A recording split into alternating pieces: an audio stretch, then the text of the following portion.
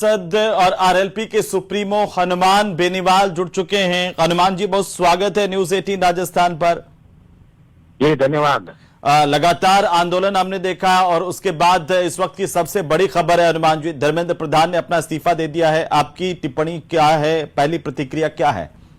देखिए, पहली प्रतिक्रिया है कि धर्मेंद्र प्रधान ने इस्तीफा लेट दिया। बहुत बड़ा नुकसान देश के अंदर, हमारे बच्चे इंजर्ड हुए, सारा कुछ हुआ और 7 दिन लोकसभा ठप रही, तो करोड़ों अरबों रुपए लोकसभा के खर्च हुए।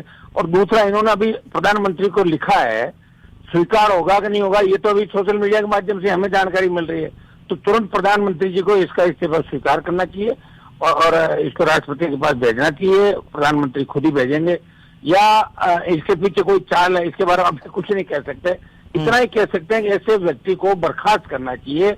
इस्तीफे की मांग पर तो चलो लोग अड़े रहे, पूरा विपक्ष ये करा, लेकिन जब इतना ज्यादा, पिछली बार भी इसके नीट के पेपर आउट हुए थे, तब भी हमारे कुचामन और दूसरे सेंटर पे 2 जगह रद्द किया इन्होंने। तो एक जगह भी अगर पेपर आउट होता है तो कई जगह फैल जाता है। अब की बार भी राजस्थान सीकर से ही हुआ और दुर्भाग्य से देखिए राजस्थान जो इन चीजों में बहुत पीछे था, चाहे पुरानी कांग्रेस की सरकार हो चाहे ये सरकार हो, पेपर नीट पेपर जो लीक का अड्डा है, जो पेपर एक तरीके से जहां से पेपर लीक सब ज्यादा हो रहे हैं, चाहे कांग्रेस की सरकार रही वहां 19 और इसके अंदर भी नीट का पेपर लीक भी सीकर राजस्थान से हुआ, जब भारतीय जनता पार्टी के नेताओं के ऊपर भी आरोप लगे थे, लेकिन उसके बाद दबा दिया गया।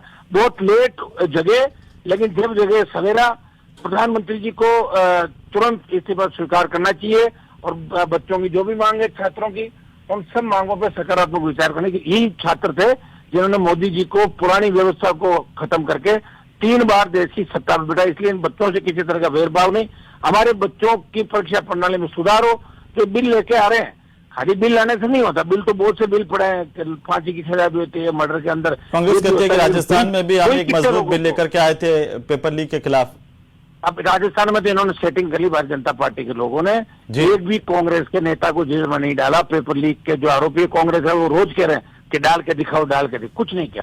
कांग्रेस बीजेपी मिली हुई है राजस्थान के अंदर, इसी का परिणाम है कि राजस्थान में इस तरह की स्थिति हो रही है। और दिल्ली के अंदर भी कांग्रेस बहुत लेट जगी। जंतर मंतर पर कांग्रेस के नेता नहीं, हम सब गए थे जंतर मंतर पर, तमाम पॉलिटिकल पार्टियां। कांग्रेस ने आंदोलन को अलग तरीके से, क्योंकि इनको आंदोलन में मिल नहीं रहा। एक आखिरी सवाल है हनुमान जी की, अब सदन में भी गतिरोध टूटेगा और क्या इसके बाद में अब चर्चा हो पाएगी, सदन में चलेगा सदन? देखिए, नहीं, ये तो मुद्दा है। एक राम मंदिर का जो चंदा चोरी हुआ है उसको, ये भी तो बड़ा इश्यू है देश के अंदर।